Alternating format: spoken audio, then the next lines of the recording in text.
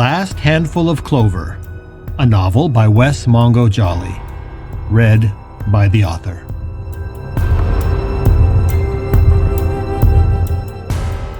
Book 3, The Stone in the Stream.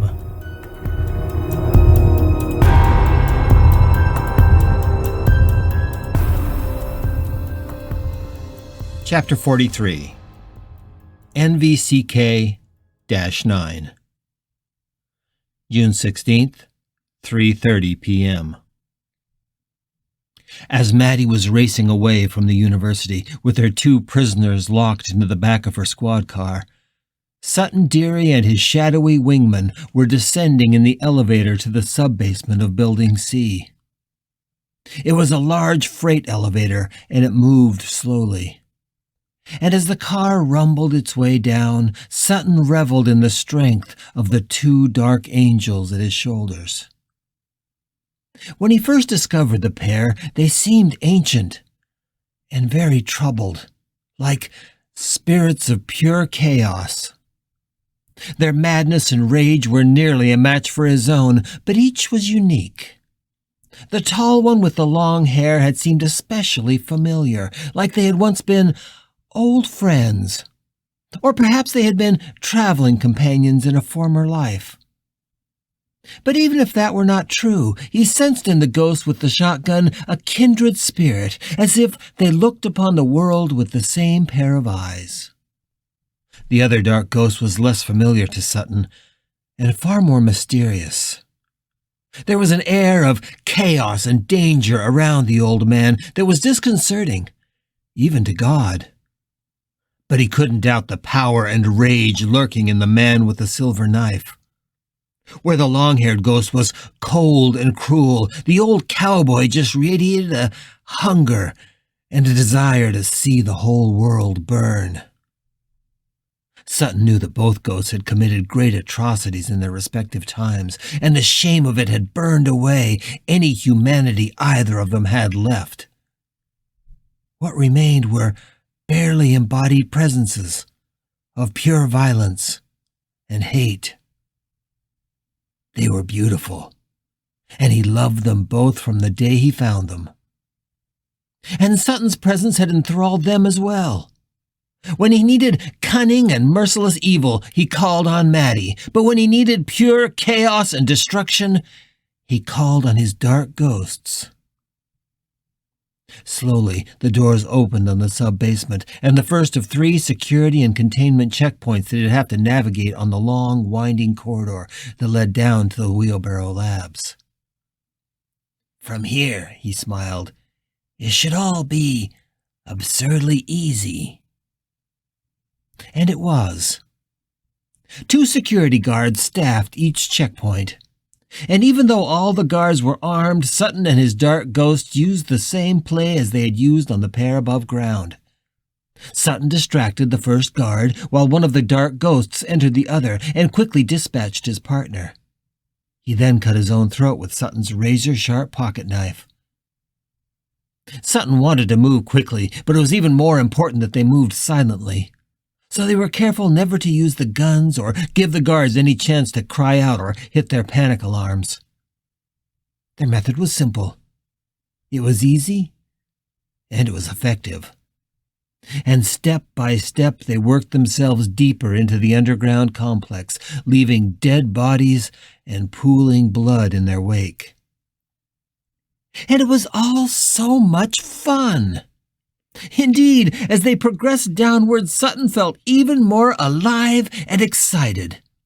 The cleansing was getting nearer with each step, and it made the tremors and shooting pains in his chest and shoulders seem almost like ecstasy. If I had realized that this kind of close-up murder could be such a delight, he mused, I would have indulged myself in it all along. After the last containment level, Sutton and his companions passed through the decontamination showers and locker rooms before emerging into the huge vaulted cavern that made up the wheelbarrow itself. Taking up the bulk of the space in the cavern was a glass cube that reached almost to the high ceiling. The cube itself was divided into two chambers. The first was the outer lab, where the scientists spent most of their time working on samples.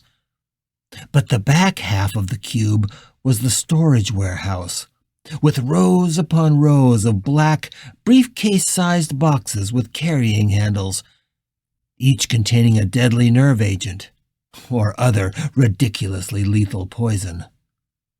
He knew that the two sections of the glass cube were walled off from each other with a high-security containment airlock, to which only the scientists themselves would have access, and only with a biometric code. There would be 2 scientists in the lab, but he would need only one. At the door to the glass cube was the last guard that he had to get past. The man recognized his superior officer at once, but still looked guarded and suspicious as he snapped to attention. The 2 soldiers traded salutes before the young man spoke. "I'm sorry, sir, but I'm not allowed to let even you pass without an authorization from the general." "Of course," Sutton said, with his most disarming smile. "We appreciate you following protocol, son. I have the authorization right here." He fumbled with his briefcase in what was becoming a very practiced gesture. And as he did, his beloved angels went to work. Sutton himself cut the frozen man's throat this time, being careful not to get any blood on the cuffs of his starched uniform. In just seconds, the guard was dying on the ground, quickly bleeding out onto the rough stone floor, and Sutton was wiping the blade clean on the young man's chest. Luckily, the guard was a fairly small man. Sutton hoisted him into his arms and held the dead man's eye in front of the biometric reader. The door slid open and granted him and his friends access to the wheelbarrow. As he expected, there were 2 scientists there, and happily both were still hunched over their work, completely oblivious to the dead guard that now lay crumpled on the floor outside the lab. As they looked up, they seemed surprised to see their visitor, but both of their faces remained calm and impassive. One of the 2 actually smiled, as if he had no reason at all to fear for his life. He was a big galoot of a man with bad acne and slumped shoulders, but he looked pleasant enough, and was actually rising to his feet to offer Sutton his hand, when the long-haired angel slammed into him and drove the man to his knees. The smaller scientist suddenly realized the danger they were in. That, or perhaps he had noticed the dead guard just outside the glass cube. He was lurching toward a big red button on the wall when the old cowboy intercepted him. He froze with his hand just inches away from the button, and then slowly let it fall. Both of the scientists now turned and looked at Sutton, as if they were waiting their instructions. "Good evening, gentlemen," Sutton said pleasantly, setting his briefcase on a lab table. He knew he would no longer need it. "I hope you're all having a pleasant afternoon here on this, the last day of the world." He didn't wait for the men to reply, because of course he knew they couldn't. His dark angels would keep their consciousnesses alert enough in their bodies to listen and understand, but not enough to respond. So they just stared at him, their eyes glassy and cold. Across the room was the door into the storage area at the rear of the lab. It was a heavy steel door, surrounded by what looked like inch-thick glass or plexiglass, which Sutton knew would be immune to any gunfire or other assault he could hope to unleash upon it. He looked closely at the locking mechanism.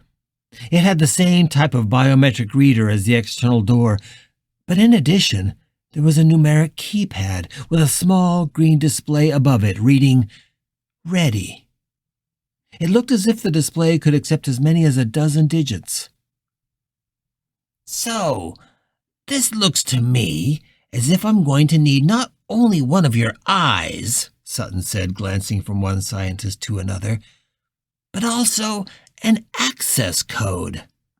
I can get your eyes easily enough, but I suppose I'll have to persuade one of you to give me the code as well." Without needing to be instructed, the larger and stronger of the two scientists grasped the other by the wrist.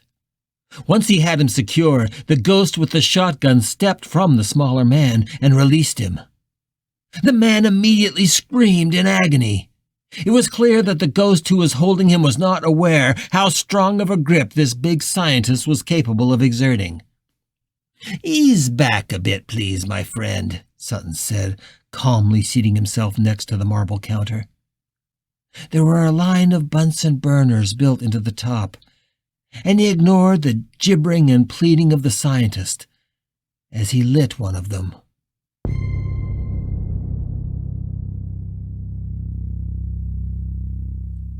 "10 minutes later, the right hand of the smaller scientist had been cooked to something that resembled an overdone pork chop. His larger colleague had held his hand over the Bunsen burner for so long that there was actually little left of it. And all during the horrific screaming and pleading, Sutton had not bothered to ask the man a single question. He had just sat in one of the rather uncomfortable lab chairs and watched the man wail and batter at his captor's face and chest with his free hand. The bigger man's face was a bloody mess from the beating he had taken, but he had barely even blinked. And now there was no fight left in the smaller scientist. He hung from his wrist as if he was manacled to a wall, and all his screams had long ago turned into moans.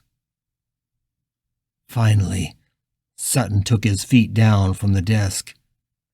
"That's enough, my friend," he said, and the dark ghost, almost reluctantly, moved the man's useless hand away from the flame. Crouching down next to the broken man, Sutton lifted his chin up with his fingertips. "Now, before we start on the other hand, I just have one request. Please tell me the code for the vault door." "I don't," the man groaned, and his head fell to his chest as if he was about to pass out. No, Sutton said, slapping the man's face roughly. "You're not to leave us yet. Not until we finish our transaction." "I don't know the code," the man said. Drool was dripping down his chin. Sutton took a handkerchief out of his pocket and gently wiped the man's face. "Oh, I think you do. Let's start on the other hand and see." Quickly, the ghost holding his wrist dropped the burnt and mangled hand and grasped the man's other wrist. "No, please," the man cried, and Sutton felt the supreme joy of victory wash over him. Quickly, the man began to rattle off a string of numbers. There were, surprisingly, only 7 digits to the code. Sutton quickly memorized it and then walked to the secure door.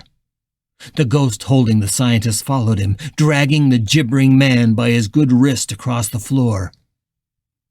"Would you like to place your eye on the reader, please? Or would you rather I dig it out of your head first?" Slowly, the scientist crawled to his feet and leaned his head heavily against the biometric reader. It took a couple of tries before the tears in his eyes and his rapid blinking didn't interfere with the reading. But on the 3rd attempt, the machine let out a sharp beep, and the red light above the door turned yellow. A timer on the display began counting down 10 seconds.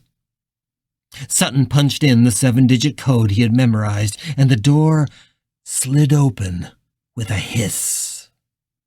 He could feel the negative pressure of the room, drawing the air of the lab into the storage area over his shoulders. Sutton walked into the storage area and surveyed the endless rows of death and destruction that lay arrayed before him, like a glorious buffet of which he could eat his fill. But he was not a greedy god. He only needed one case. It was the one that the scientists here had been working on for the past year. The one that had required all the secrecy and all the subterfuge that surrounded the wheelbarrow. What he was looking for was one particular case, which would bear the designation NVCK-9. He walked into the rows of black suitcases and began scanning their labels. In the second row, he found it. It was a black case like all the others, but this one had the code he was looking for, and this one was also sealed with 2 strips of adhesive tape that said Biocontainment Level 5, Authorized Personnel Only. In a small plastic window attached to the front of the case was an index card. On it he read, Nerve Agent, NVCK-9, 60 count, 70 cc canisters, disbursement grenades, 1382-B. Excellent, he thought. He wasn't sure that the nerve agent would already be packed for disbursement. It appeared that the research in the wheelbarrow had gone further than he had discovered. He took the black case, but on the way out, on a whim, he grabbed a second case as well. It was labeled ANTX-170. This one he knew. It would be weapons-grade anthrax. Better too much than too little, he thought. On the way out, he handed the case with the NVCK-9 to the first scientists, the big man with the bad acne, the hunched shoulders, and now the battered face. He was pleased to see that the second dark ghost had now once again made his way back into the scientist with the burned and mangled hand. He suspected that, even now, his angel was feeding upon the man's agony like a fine wine. Fortunately, he still had one good hand to carry the second case. The 2 dark ghosts, now in their white coats and carrying their 2 suitcases, fell into step behind Sutton as they all marched proudly from the wheelbarrow.